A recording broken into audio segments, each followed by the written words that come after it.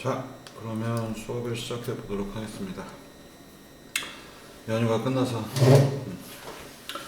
자, 이번 챕터부터 배울 내용은 이제 확률이라고 하는 것들을 어떻게 써야 되는가 이런 부분을 좀 얘기를 해보겠습니다. 얼굴이 안 나오네. 예. 이 로봇 분야에서 확률이라고 하는 것들이 본격적으로 쓰이기 시작한 지가 사실 좀 됐습니다. 근데 사실 본격적으로 쓰이기 시작한 거는 제 말을 거꾸로 했는데 확률이 쓰이기 시작한 거는 조금 됐습니다만 본격적으로 쓰이기 시작한 거는 이제 한 10년, 12, 3년 정도 2005, 6년 정도부터 이제 많은 분야의 확률이 쓰였고요. 사실 이 슬램 과목에서 자율주행 파트에서 다루고 있는 확률이 로봇공학의 거의 로봇에서 확률이 쓰이기 시작한 거의 시작점에 거의 가까운 것 같습니다. 그래서 1995년도 슬램 기법의 거의 시작 지점들이 그 근처에 만들어졌고요. 2000년 초가 되면서 컨덴세이션 메소드 이런 것들도 어떻게 하면 확률적인 방법으로 영상 처리해서 물체를 잘 찾아낼까 이런 방법들 나왔고, 그러다가 이게 사실 어떤 분야가 흘러가는 데에는 좋은 방법론이 등장을 하면은 그게 천천히 다른 분야 쪽으로 흘러 들어갑니다. 그래서 95년도에 자율주행 쪽에서 확률 얘기가 나오고 2000년에 영상 쪽에서도 나오고, 그러다 보니 이걸 이제 배운 학생들이 있다 보니까 그리고 연구 분야들이 그쪽으로 흘러가다 보니까 2005년도를 기점으로 해서 매니플레이터, 로봇 8 쪽에도 많은 확률 기반 방법론들이 쓰이기 시작을 했습니다. 그래서 사실 로봇 쪽에서 자율주행 쪽에서는 거의 한 20여 년 정도 되어 가고 있고요. 이제 다관절 로봇들, 관절이 있는 로봇들의 경우에는 이제 한 15년 정도가 확률 기반 방법론으로 바뀌어 있습니다. 그래서 사실 여태까지 여러분들이 배우신 지식들 중에서 확률을 이용을 해서 문제를 풀어나가는 것들이 거의 사실 배운 게 거의 없습니다. 그러니까 인식률 따질 때 확률 쓰는 거야. 이거는 초등학교 때부터 슬슬 배워서 고등학교 때 배우신 내용 정도에 국한이 되고요.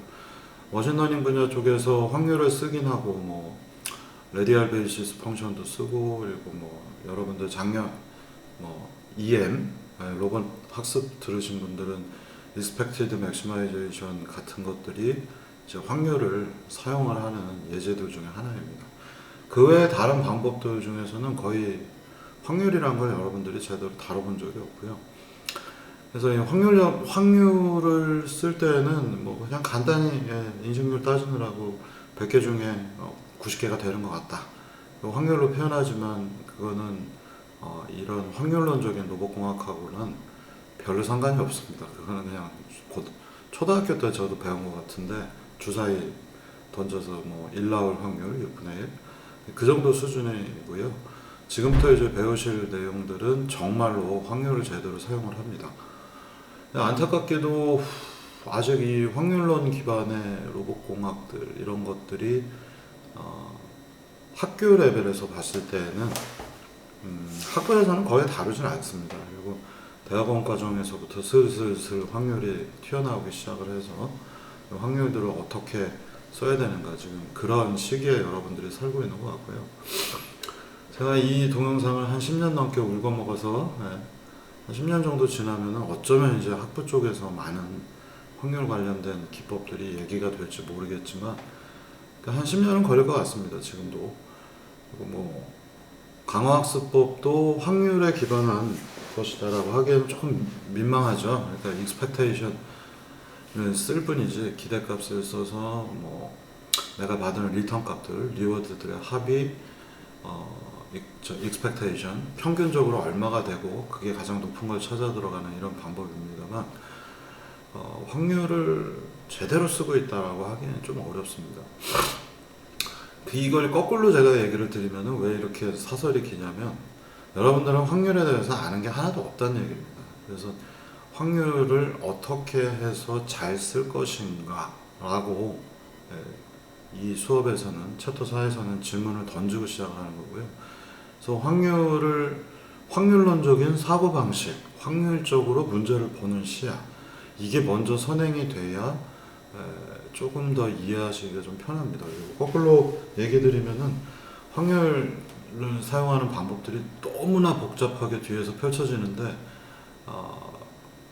거의 모든 학교에서 사실 가르치지 않습니다. 그래서 되게 이 수업 자체가 4학년에 슬램 과목이 있다라는 것 자체가 되게 터프한 내용이긴 한데, 그리고 뒤에 가서 보시면 와, 어이가 없다라는 게 한 달 정도 지나면 나올 텐데요. 확률에 대해서 아는 게 없기 때문에 이 확률에 대한 기초적인 지식들이 좀 필요합니다. 그리고 아주 기초적인 지식들은 사실은 고등학교 때 다 배우셨고요. 전기분포 따지고 뭐 이런 것들은 물론 여기서 제가 소개는 합니다만, 마코프 얘기한다거나 그다음에 네트워크 구조에서 확률 계산하는 거, 뭐 이런 되게 복잡한 얘기들이 앞으로 펼쳐질 겁니다. 대신에 조금씩 천천히 진행을 할 거고요. 처음 이 챕터 4가 보고 있는 시야는 사실은 확률에 기반한 방법들을 다루기 이전에 스토캐스틱한 방법에 대해서 여러분들이 조금 직관적으로 이해하실 수 있는 예제들 위주로 잡혀 있습니다. 그래서 사고방식 자체를 뭔가 기존의 모델링 관점에서 스토캐스틱한 관점으로 바꾸는 단계에 있다고 보시면 되겠습니다. 사실 저는 이 수업에서 뒤에서 뭐 슬램에 관련된 얘기들을 하고 하지만 그 얘기들보다는 오히려 이 챕터에서 사고방식을 스토캐스틱하게 본다라고 하는 거, 이게 더 저는 중요하다고 생각을 합니다. 자, 그러면 이제 본격적으로 시작을 해보겠습니다.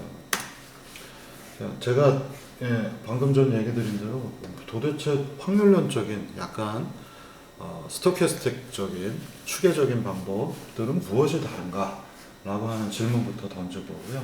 앞서서 얘기 드린 대로 뭔가 사고방식 자체를 너무나 많은 문제를 여태까지 여러분들이 배우신 거의 모든 것들은 모델링 기반의 사고입니다. 그래서 문제를 보고 거기에서 적절한 피처를 뽑는다거나, 문제를 보고 이 문제는 이렇게 수식을 잡으면 이 문제를 풀 수 있겠구나, 이런 스타일들이 전부 다 여러분들 머릿속에 박혀 있습니다. 근데 확률론적인 방법론들은 조금 얘기가 달라집니다. 물론 어떻게 문제를 설계하는가를 보기 위해서 모델링을 일부 하긴 합니다만, if문이 없다. if문이 없이 프로그램을 짤 수 있을까요? 여러분들? 그게 쉽지가 않잖아요. 이 확률론은 if문을 제거한 다음에 여러 가지 확률적 분포들을 이용해서 뭔가 끝단계까지 흘러가야 되는 겁니다. 그래서 여러분들이 생각하시는 거하고 문제의 관점이 좀 많이 다릅니다. 그래서 이 예제들에서 여러분들이 생각하는 사고방식을 이제 이 스토캐스틱한 분야 쪽으로 좀 전환을 시켜주시기 바랍니다. 그러니까 이게 제가 이렇게 강조하는 이유, 아마 로봇 학습 수업 들으신 분들은 혹시 기억이 나실지 모르겠는데, 여러분들이 4학년이나 됐기 때문에 제 수업 스타일을 잘 아십니다만, 수식 무대기로 쫙 나오고 설명 쫙 해주고, 그 다음에 거기에 적절한 예제들 만들어서 예제 뿌려주고, 예제를 토대로 해서 숙제들 내주고, 이게 거의 제가 하는 패턴들 중에 하나인데, 그리고 수업 시간에 뭐 이렇게 잔소리나 뭐 이런 거 별로 안 하죠. 근데 이 유난히 잔소리를 하는 분야가 딱 두 개가 있는데, 바로 이 확률 쪽 들어갈 때 요 수업하고요. 그 다음에 로봇 학습에서 강화 학습 얘기할 때 초반에 제가 되게 많은 얘기를 합니다. 말로 때우죠, 거의 수업을. 그래서 거의 말로 때우는 수업이 없는데도 말을 그렇게 많이 한다라는 거는 여러분들이 사고방식을 전환해야 되는데 머리가 굳어 있거든요, 한쪽 방향으로. 제 경우에도 스토캐스틱한 문제들을 받아들이는데 시간이 너무 많이 걸렸습니다. 왜냐하면 자꾸 옛날 모델링 하는 스타일들, 이런 것들을 생각하게 되어 있거든요. 그래서 이거를 전환하는데 되게 생각을 잘 바꾸셔야 되는 거고, 그러다 보니 이게 왜 이렇게 해야 되지? 라고 하는 무슨 디테일한 수식보다도 의미론적으로, 의미 레벨에서 문제를 이런 식으로 생각해야 된다 라고 하는 것들을 계속 말로 강조를 드리고 있는 겁니다. 그래서 조금 시야를 바꿔보시는 기회가 됐으면 좋겠습니다. 자, 그럼 리뷰 한번 할게요. 지난주에 그 사실 그라디언트 디센트 메소드를 이용을 해서 비콘 기반 로컬라이제이션 아주 간단한 사례죠. 네. 수식은 좀 뭐 지저분할 수 있습니다만 그런 건 뭐 누구든 할 수 있는 것들이라 물론 이제 센서가 정확하지가 않기 때문에 여러 가지 문제가 생기고요. 뒤에서도 이 비콘 기반 로컬라이제이션을 깔아놓는 이유는 센서가 노이즈가 있다면 어떻게 할 텐데 라고 하는 이런 성향들이 뒷부분에서도 유효하기 때문에 앞에서 그걸 배우신 거고요.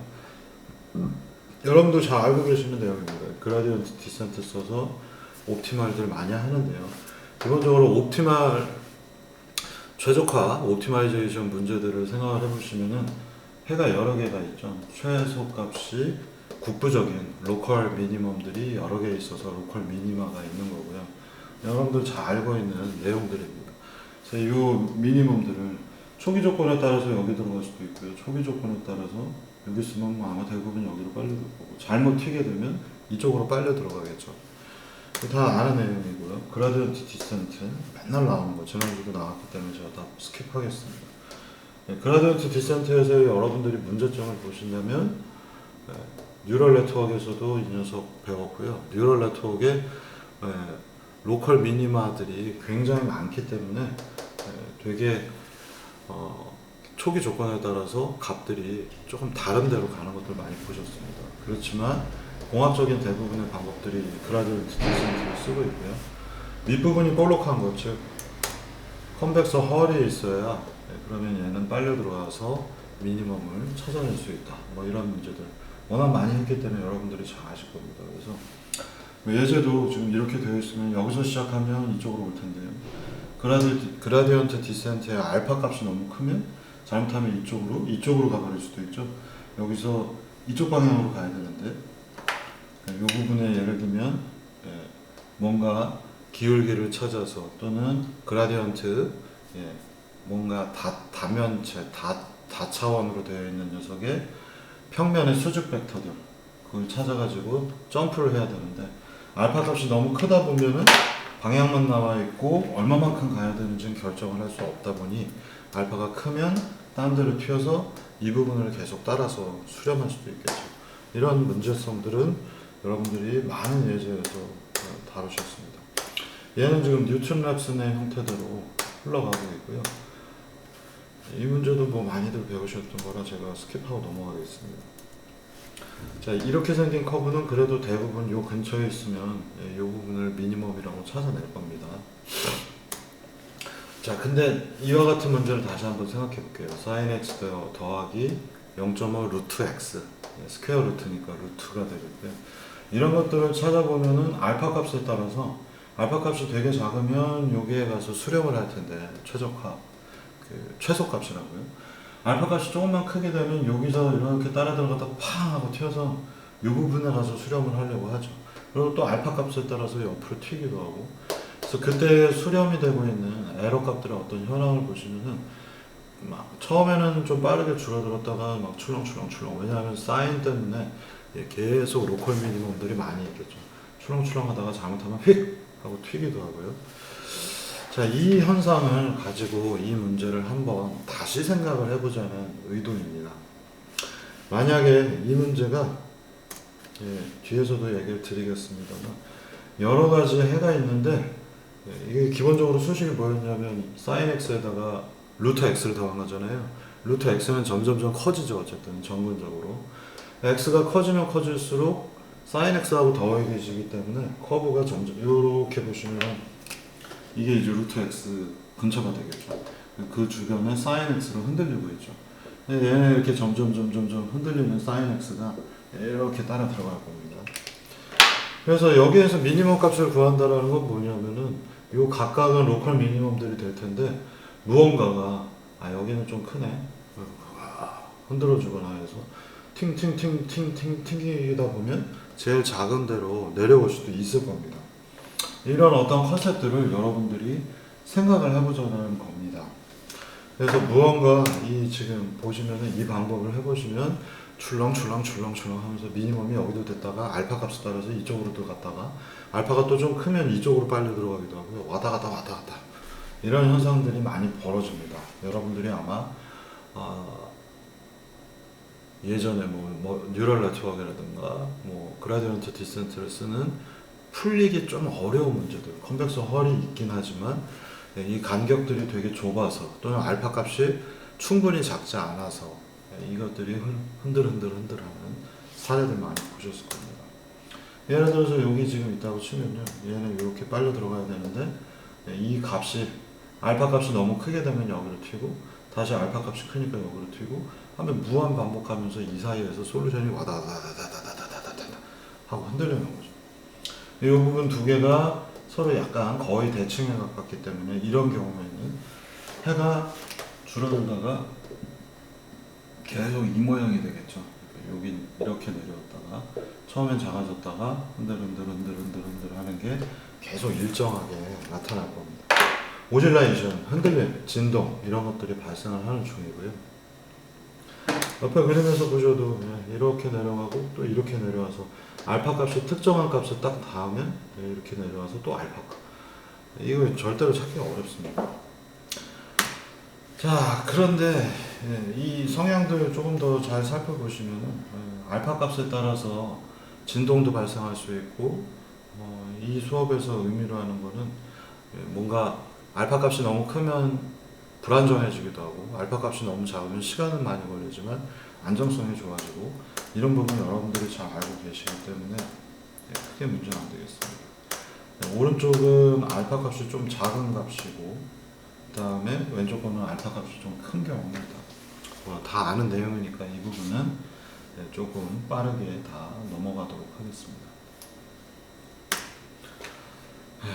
그러면 도대체 오실레이션을 줄이고 이렇게 흔들 답을 찾아가는 과정이 많이 흔들리거나 또는 불안정해지거나 이런 걸 빼고 글로벌 미니멈을 딱 로컬 미니멈들은 여러 개가 있죠. 근데 그 중에서 제일 작은 거를 글로벌 미니멈을 어떻게 하면 찾을 수 있을까라고 하는 질문을 한번 제가 던져볼게요.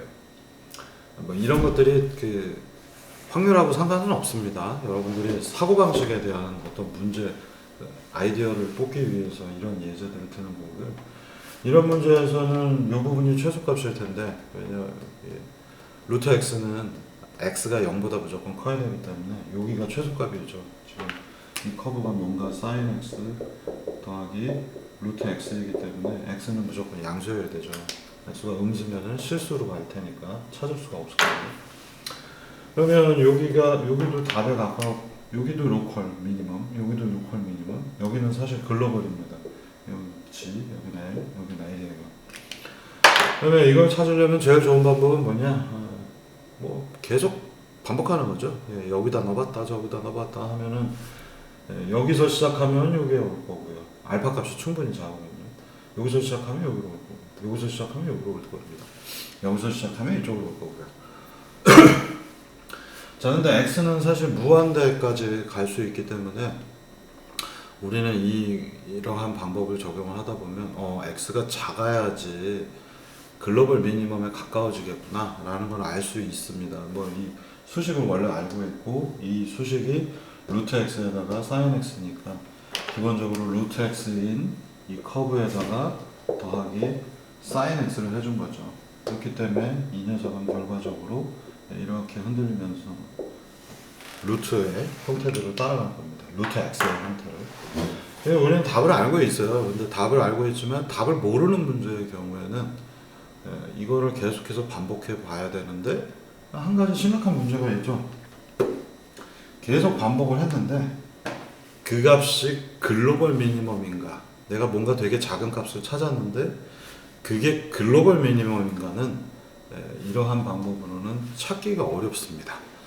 그러니까 우리가 뭔가 미니멈들은 찾을 수가 있는데 여러 가지 방법들로, 특히 로컬 미니멈은 쉽게 찾을 수가 있죠. 뭐 그라디언트 디센트 맨날 쓰니까.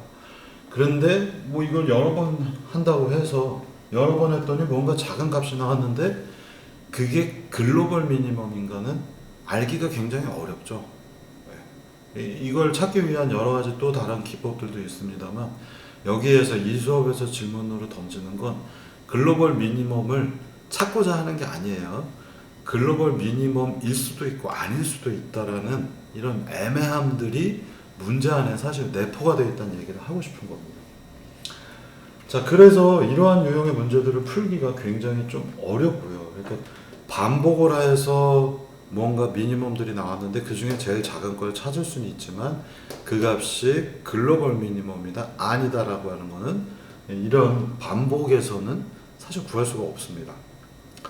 네, 이런 어떤 세계관들이 이 스토캐스틱 세계관 안에 살짝 펼쳐져 있어요. 그러니까 수학적으로는 우리가 글로벌 미니멈을 찾는 방법론들이 많이 있어요.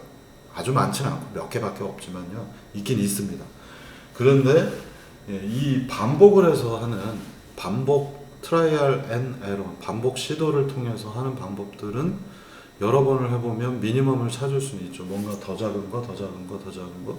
근데 그게 글로벌 미니멈인지 아닌지는 알 수가 없습니다. 이런 세계관이 스토캐스틱 세계관과 굉장히 유사합니다. 여러분들이 그 강화학습법을 작년에 해보시면요, 이게 미니멈에 가까운 뭔가 최적화에 가까운 헤드를 알려주긴 하는데 이게 베스트인가 정말? 이라고 물어보면 뭐 그거는 잘 모르겠어. 그리고 그거는 사실 별로 관심이 없어 라고 하는 얘기를 듣습니다. 그러니까 이러한 학습화 기법들은 글로벌 미니멈에 사실 관심이 없고요. 그리고 많은 학습화 기법들이 스토캐스틱한 방법들이 내부에 포함이 되어 있기 때문에 글로벌 미니멈을 찾고자 하는 것보다는 뭔가 미니멈에 해당하는 거 최적화 방법들을 하지만 글로벌하고는 사실 상관이 없고요. 우리가 여러 번의 테스트를 해서 미니멈들을 얻어내지만 그게 정말 완전한 완벽한 최적화인가? 이런 거 자체에 오늘 수업에서 말씀을 드리면 관심이 없습니다. 이런 것들이 약간 스토캐스틱 세계관 안에 있습니다. 자, 다음 예제를 보시면 이 조금 모호한 얘기들이 좀 더 이해가 가실 것 같아요. 자, 이 뭔가 랜덤하게 개수를 한다는 것들이 무엇인가 한번 생각을 해보겠습니다. 그러니까 여러분들이 개수를 하는데 여기다 할까 여기다 할까 이걸 뭐 랜덤하게 하다 보니까 로컬 미니멈들을 잘 구할 수가 있는데 이 랜덤 게싱을 하는 부분들이 어떤 아까 그라디언트 디센트 이 로컬 미니멈을 찾고요. 거기에다 랜덤 게스를 합치게 되면 많은 문제를 풀 수 있습니다. 근데 이거 사실 시간이 굉장히 많이 걸리고요. 그리고 글로벌인지 아닌지는 알 수도 없고요. 좀 이런 세계관이 있어요. 근데 만약에 여기에 랜덤 프로세스 이 게스 값을 찾는 부분을 랜덤하게 하는데 이걸 랜덤하게 여기에다 저기에다 하는데 이 값을 막 흔들어주면 어떻게 될까요? 또는 최적화 단계에서 얘가 뭔가 이렇게 밑으로 파고 내려오는데 이걸 막 흔들어주면 어떻게 될까요? 흔든다라는 게 뭔지 그림 보시면서 한번 보시겠습니다. 지금 여기 보면요 공이 하나가 있어요. 빨간 공. 여기서 공을 이렇게 탁 놓으면 이 녀석은 팅 하고 굴러와서 결국은 아주 세지만 않으면 이 사이에서 이렇게 딱 멈추겠죠. 그리고 이 상태에서 우리가 지진을 흔들어주면요. 쿵쿵쿵쿵쿵 하면 이 공은 이 가장 밑에 쪽으로 내려올 수 있을 겁니다. 이런 그 흔들어줌에 대해서 조금 얘기를 하고 싶은 거고요. 여기 있는 공이 여기 와서 멈췄지만 쿵쿵쿵 지진이 여러 번 발생을 하면 이쪽 가장 밑에 쪽으로 내려올 수 있어요.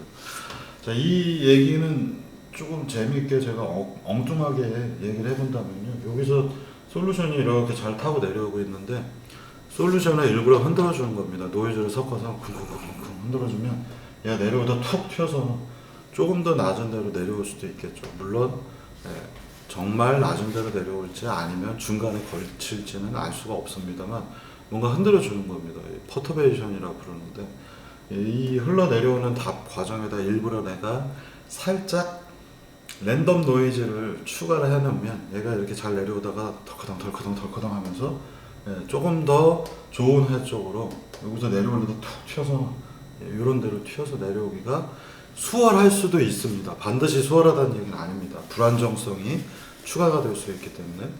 그래서 살짝 여러분들이 해가 잘 안 나오면 살짝 흔들어주면 어떨까? 그러면 가끔씩 흔들어주기 때문에 좀 더 작은 값들에 수렴하는 것들을 실제로도 보실 수가 있습니다. 그래서 하나의 사례로서 이 랜덤하다라고 하는 것들은 아주 나쁜, 뭐 예를 들면 노이즈일 때는 되게 랜덤한 성분들이 없었으면 좋겠습니다만, 이게 노이즈가 아니라 뭔가 해를 구할 때거나 또는 제어를 할 때도 가끔씩 제어가 스테디 스테이트 에러에 가서 멈춰버리죠. 이렇게 수렴을 못하고 요만큼 끝에 이렇게 찡 남잖아요. 정상 상태 에러. 이런 것들을 피하기 위해서 살짝 흔들어주면 어떨까? 이런 아이디어를 가지고 만든 제어기도 있습니다. 뭐 완전히 똑같지는 않습니다만 이 퍼터베이션이라고 하는 것들을 그래서 살짝 넣는 일들이 가끔 있습니다. 하나의 사례로서 좀 재밌게 보시라는 얘기입니다. 자, 여기 뭐 마저 수식해서 보면요, 우리가 미분을 토대로 해서 그라디언트 디센트 메소드, 미분을 토대로 해서 또는 뭐 잘 생각이 안 나면 뉴턴 랩슨 생각하셔도 좋습니다. 그래서 이 녀석들은 dx분의 dy 미분에 해당하는 것들을 쓰기 때문에 이게 간격이 되게 작으면 작을수록 천천히 내려오겠고요. 뭐 이 많이들 해보신 부분이기 때문에 살짝 얘기 안 하겠습니다. 근데 되게 조심한 건 노이즈를 어딘가 살짝 넣는다 하더라도요, 미분 쪽에 노이즈를 넣는 거는 조금 위험합니다. 그러니까 미분 쪽에 노이즈를 넣게 되면 기본적으로 우리는 dx분의 dy를 쓰는 거고 미분이 되게 작아져 있는데 이 부분에서의 작은 에러가 있으면 dx분의 dy는 되게 큰 값이 나잖아요. 이 값이 기울기이기 때문에, 기울기는 잘 생각해 보시면 약간의 각도 차이만 있어도 이 끝단은 굉장히 많이 흔들립니다. 그래서 예를 들어서 f'x 이 부분에 노이즈를 섞으면 안 되겠고요. x 같은 부분에다 살짝 노이즈를 추가하면 어떨 때는 저 로컬 헤들이 더 작은 값들에 수렴을 하는 일들이 벌어집니다. 왜 이런 엉뚱한 얘기를 하고 있냐면요, 이러한 부분에서 아이디어를 얻은 되게 재밌는 기법이 있어서 말씀을 드리겠습니다. 뭔가 내가 해를 얻는데 잘 만들어진 방법으로 이렇게 해서 수렴을 하면 좋겠는데, 요거 말고 다른 애가 있을 수 있어서 살짝 뭔가 흔들어주면 얘가 이렇게 내려오다가 기울기는 정확하게 그 자리에서 풀지만 여기서 요만큼 내려와야 되는데 흔들어줘서 여기까지 내려오면 또 다른 밑에 있는 걸 찾을 수 있는 현상들이 있으니, 이거를 아예 미분을 안 쓰고 이런 스타일의 최적화 기법을 만들면 어떨까 라고 하는 것 중에 하나가 이제 아주 엉뚱한 방법 중에 하나입니다. 미분을 하게 되면 앞서서 얘기 드린 대로 dx가 되게 작아지게 되면 굉장히 큰 기울기 변화가 생기기 때문에, 그리고 알파 값을 암만 작게 하더라도 기울기가 워낙 크기 때문에 이 흔들림이 크다고 그랬잖아요. 여기서 알파배를 하게 되면 얘가 이쪽으로 갈 수도 있고 이쪽으로 갈 수도 있고, 미분 쪽에 뭐가 흔들림들이 있거나 하면 굉장히 크게 솔루션들이 변하기 때문에 발산을 많이 하거든요. 그리고 미분을 쓰게 되면 그 자체가 이게 1차 이상의 시스템 다이나믹스를 갖게 되기 때문에 다이나믹스를 가져버리는 일이 미분이 들어갔다는 건 뭔가 속도 개념이 들어간 거잖아요. 그래서 그냥 위치가 변동하는 게 아니라 미분을 토대로 해서 속도가 변화해서 위치가 변화되는 형태이다 보니 이 녀석들이 다이나믹스를 가지면서 발산을 하는 경우들이 많이 생깁니다. 그래서 미분 기반의 방법론들은 대부분 잘못된 경우에는 언스테이블해져서 뭔가 이렇게 수렴하는 것 같다 하고 튀는 이런 현상들이 많아요. 그러면 미분을 안 쓰면 어떨까? 미분을 안 쓰는 대신에 어떻게 하면 현재 위치, 스테이트에서 다른 위치로 변동을 할까? 조금 더 좋은 쪽으로. 미분을 안 쓰고 여기서 데이터가 막 흔들어져서 좀 더 작은 쪽에 오게 될 확률을 따져보면 그렇게 많지 않습니다. 이걸 그냥 흔들어만 주면요. 자, 그런데 이상한 방법을 하나 더 적용을 하는 겁니다. 예를 들면 오늘 이제 여기서 잠깐 소개하려고 하는 지네틱 알고리즘, GA라고 불리는 유전자 알고리즘 중에 하나입니다. 이거 뭐냐면요, 아주 간단합니다. 수업 시간에 좀 야한 얘기를 하긴 그렇습니다만, 이제 여기에 예를 들면 여러분들이 있어요. 뭐 오징어도 있겠고, 뭐 멋진 친구들도 있고 한데, 이 친구들이 이제 또 사회생활을 하면서 여기에 짝짓기를 합니다. 섹스를 하고 나면 이 녀석들이 후손을 낳죠. 그러면 이제 아버지 세대가 죽고 그 다음에 후손들만 생겼죠. 그러면 이제 원래 여기 오징어도 있었고 여기 뭐 원빈급도 있고 그러면 얘네들이 후손을 남겨놓고 그 다음 세대들이 다시 짝짓기를 합니다. 그리고는 이 중에서 오징어 그룹들은 결혼을 잘 못하겠죠. 그래서 이 오징어 그룹들은 짝짓기를 하지 못하고 조금씩 도태가 돼요. 그러면 계속 가다 보면 나중에는 원빈급들만 남겠죠. 그러니까 여기서 중요한 건 뭐냐? 여기서 코스트 펑션은 뭘까요? 그러니까 최적화 오브젝티브 펑션은 잘생긴 개체가 후손을 만들 확률이 높더라 라고 하는 아주 간단한 원리 하나를 집어넣고 그 다음에는 여기 한 세대가 있는데 이 세대 중에서 잘생긴 애들이 후손을 많이 낳는다 라고 여기에 가중치를 줍니다. 1등만 기억하는 X 같은 세상 딱 뭐 이런 거죠.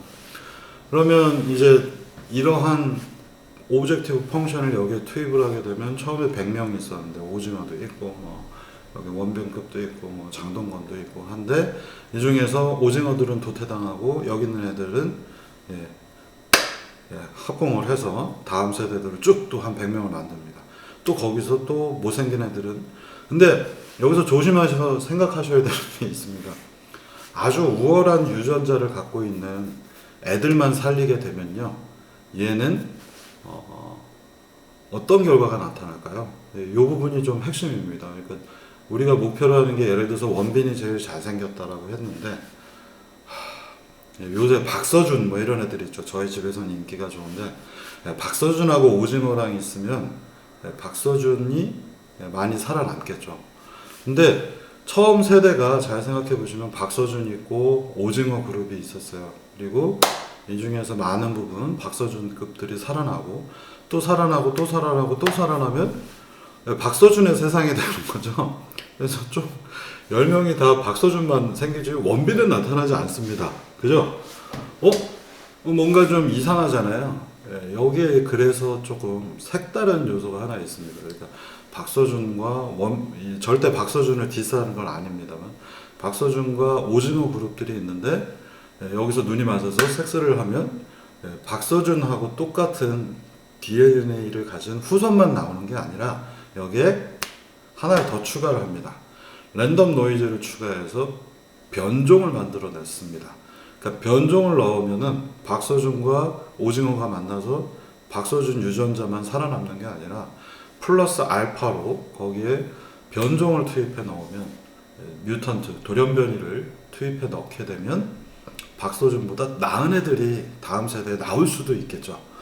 그래서 이 변종이라고 하는 컨셉이 여기에 GA의 경우에는 섹스만 하는 게 아니라 여기에 뮤턴트라고 하는 돌연변이를 하이브리드들 그게 생겨나는 팩터를 추가해 넣으면 박서준급들이 들어가서 나중에 원빈이 나올 수가 있습니다. 근데 마지막에 문제는 아까도 제가 얘기 드려서 앞부분에서 얘기 드렸지만 뭔가가 합쳐져 가지고 점점 나중에 좋은 것들만 남게 되면 좋은데 문제는 마지막에 나온 원빈이 마지막에 나왔다 칩시다.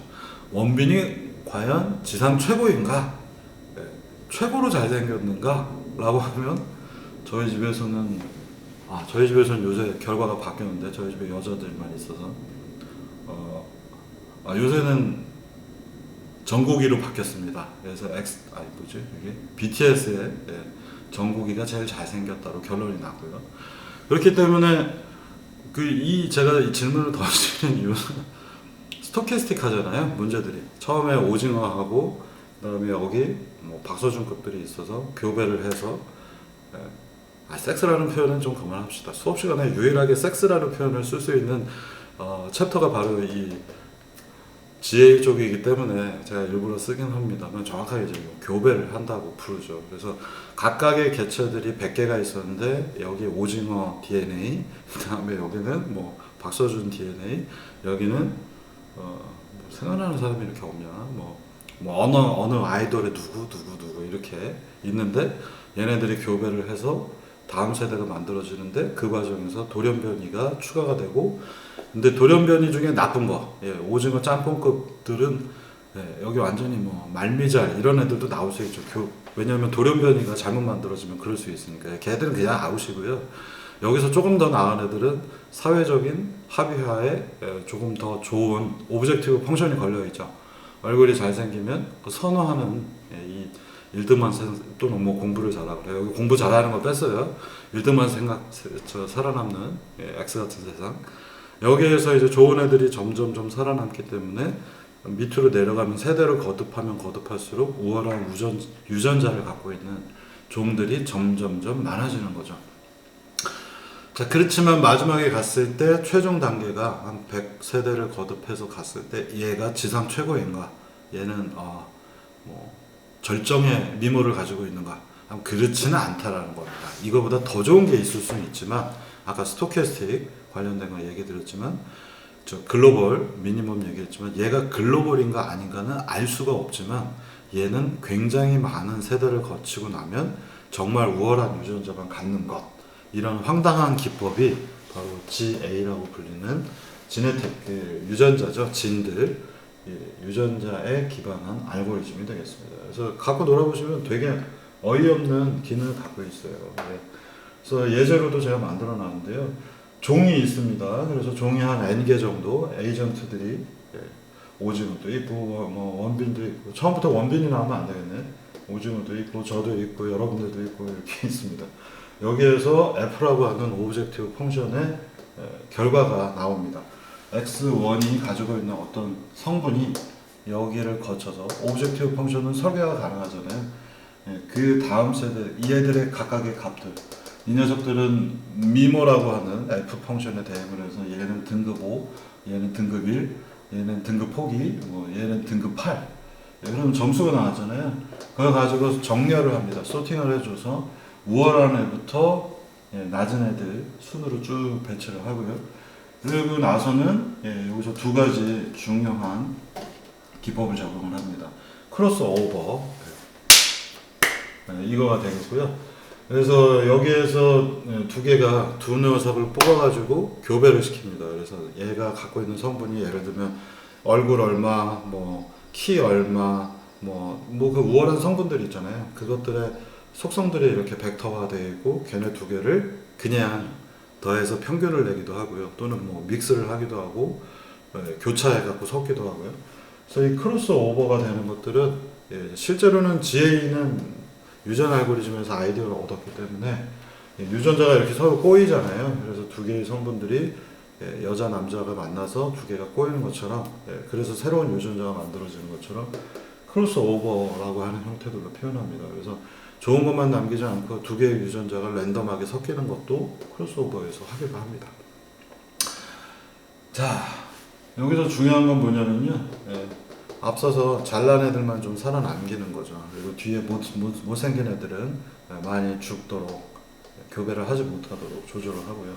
그 다음에 뮤테이션은 뭐냐, 아까 얘기 드렸던 그 뮤턴트들, 돌연변이를 만드는 부분입니다. 그래서 비율로 좋은 유전자들을 서로 합치는 부분이 한 뭐 90%라면 돌연변이는 한 10%, 이게 이렇게 합쳐지는데, 거기에 엉뚱한 필드가 들어가는 거죠.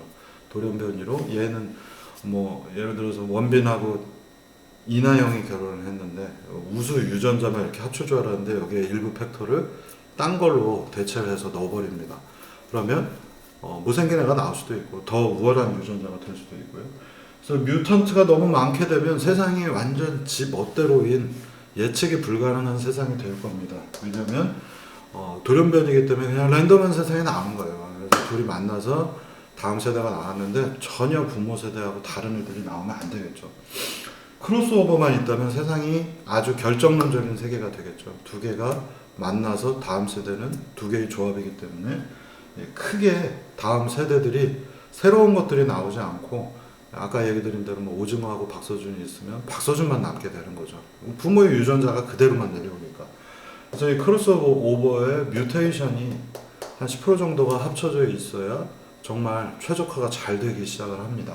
여러분들이 방법론을 가지고 한번 적용을 해보시면 굉장히 재밌는 방법이 됩니다. 자, 이거를 GA를 예제를 하나 만들어 놨고요. 예, 요 코드들대로 이제 돌려서 여기 지금 보시면은 이 MX1 더하기 MX2 해서 두 개의 성분을 나누기 위해서 평균을 취하는 형태로 써봤고요. 그래서 한번 쭉 예제로서 돌려보시면은 조금 최적화가 미분을 쓰지 않고 되는 것들을 보실 수 있겠습니다. 이게 예제가 어디 있더라? 여기 있네요. X1 테스트 1이고요. 테스트 2가 있고 제가 종류별로 한번 돌려보겠습니다.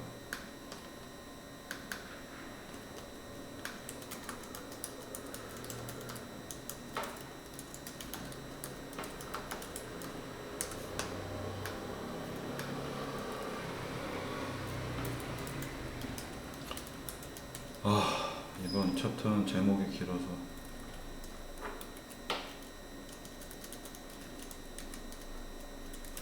테스트 1을 한번 돌려보겠고요. 방금 전에 여러분들이 보셨던 코드, 자, 이 테스트 1은 x 곱하기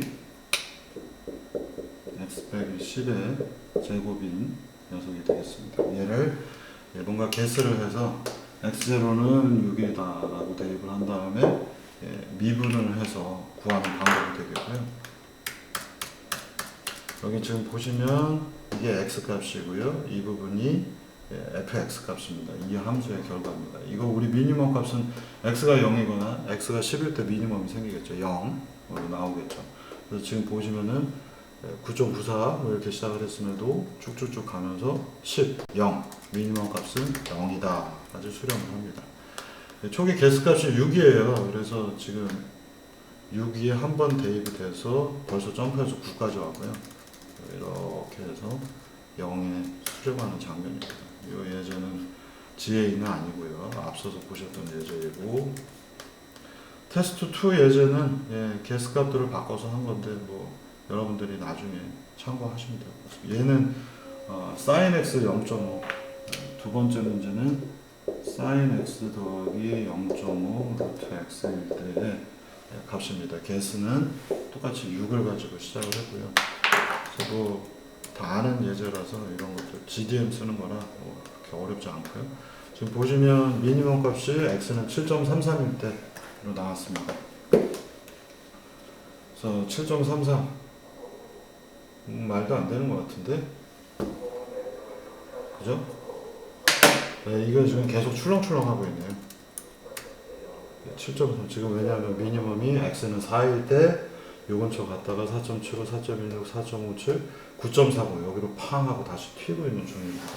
알파 값을 줄이면은 조금 더 잘 나오겠죠. 이 부분은 여러분들이 여기를 뭐 그냥 그대로 적용을 한 거라서 뭐 뉴턴 랩슨으로 했네요. 그래서 알파가 없는 상태라서 얘가 흔들흔들하는 상태이고요. 이 다이너마이트가 나왔네, 노래가. 자, 여기 GA 예제가 여기 있습니다. 이번에는 GA를 써서 해볼 건데요. 지우기 대신 담배를 들었어요. 오늘 아침에 동영상을 찍으니까 좀 엉망진창이네요. 방금 전에 예전에 똑같이 sin x 더하기 0.5 루트 x인데 해가 4.3, 4.7, 75, 4.16, 4.57 막 튀는 장면입니다. 근데 이제 똑같은 sin x 더하기 0.5 루트 x에 우리가 GA를 적용을 해서 크로스오버랑 뮤텍스 비율을 섞어서 문제를 한번 풀어보겠습니다. 세대를 거듭하면 거듭할수록 지금 보니까 미니멈 값은 10.9165 그때 0.65다 라고 나왔습니다. 얘는 랜덤하게 계속해서 만들어내기 때문에 조금 세대를 바꿔볼까요? 여전히 그냥 10.87만 찾고 있네요. 그러면 완전 랜덤하게 한번 뿌려보겠습니다. 잘 못 찾고 있네요. 뮤텍스의 뮤텍스 비율을 조금 조절을 해볼까요? 왜냐면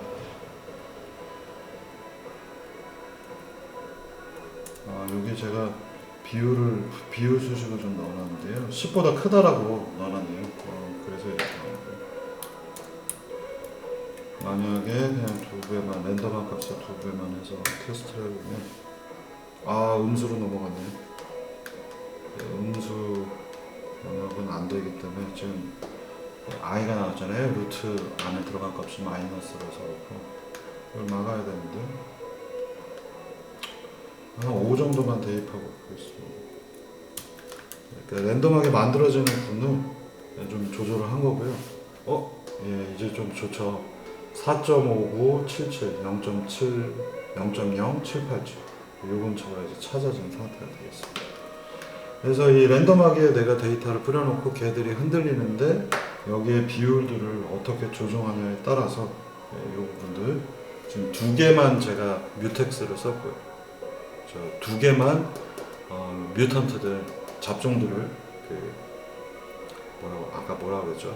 하이브리드 뮤턴트 돌연변이들을 넣고 데이터는 총 0에서 15까지 사이에 1로 나눴기 때문에 16개의 데이터고 이 중에 8개만 제가 랜덤하게 넣어봤습니다. 절반 정도를 랜덤하게 넣은 경우가 되겠고요. 이 숫자들을 바꾸면 랜덤한 요소들이 많이 증가가 되고요. 그래서 지금 8개만 할지 여러분들이 개수 정하시면 됩니다. 그래서 3개만 하게 되면 이런 결과들이 나옵니다. 그래서 이 방법은 단점은 뭐냐면은 이 GA를 쓰는 경우에는 1000번 정도를 돌렸어요. 그래서 되게 많은 수렴할 때까지 빠르게 수렴은 안 하고요. 얘네들이 어느 정도 균형점을 찾은 다음에 또 뮤턴트 돌연변이가 나타나서 옆에 가서 찾기도 하고요. 뭔가 돌연변이율이 어느 정도는 되고 초기에 개수 값들이 좀 다양하면 좋겠고요. 다양하지 않고 한 군데 몰려 있으면은 서로 다음 세대로 내려갈 때 세대 간에 창문을 닫아요. 수업을 여기서 잘 금방 마치겠습니다. 시끄러워서. 이 녀석들이 서로 비슷하게 되면 다음 세대들도 비슷하게 나오기 때문에 돌연변이를 높이거나 아니면 다양성이 있는 세대 정보들을 추가해야 됩니다. 그래서 하나의 재밌는 사례로서 스토캐스틱 방법론으로서 가장 유명한 게 바로 이 GA이고, 제가 하나의 사례를 얘기 드리면은 디자인 파라미터가 수십 개가 되는 문제들, 오브젝티브 펑션도 복잡하고 최적화 해야 되는 수식도 굉장히 복잡한, 예전에 제 룸메이트가 이제 터보 머신 쪽 연구하는 친구였는데, 그래서 미분 기반 방법론을 적용하고서는 한 3일 정도 지나서 해가 잘 나왔는지 확인해 보면 중간에 터져 있고 미분 때문에 언스테이블해서 터져 있고, 야, 그래 GA를 한번 써봐. 그래서 GA를 써보고 나서는 이거는 무조건 수렴하고 중간에 터지는 경우가 없어. 터질 수가 없죠. 여기 보시면은 그냥 나는 데이터를 던져놓고 거기에 대한 결과만 보고 데이터가 오브젝티브 펑션에 따라서 좋은 것들이 살아남는 구조이기 때문에 미분을 써야 음수가 분모가 0이 되면서 터지는 경우가 나타날 텐데 터지질 않는, 발산도 잘 안 합니다. 발산하는 녀석들은 오브젝티브 펑션에서 되게 낮은 값을 받기 때문에 빨리 죽어버려서 다음 세대에 죽게 됩니다. 너무 튀는 애들은 다 죽어서, 대신에 단점은 앞서 얘기드린 대로 이게 정말 최적화된 값인가? 라고 하는 질문에 답변하기가 좀 어려운 그런 문제가 되어 있습니다. 시끄럽기도 해서 여기서 끊고 좀 이따 하겠습니다.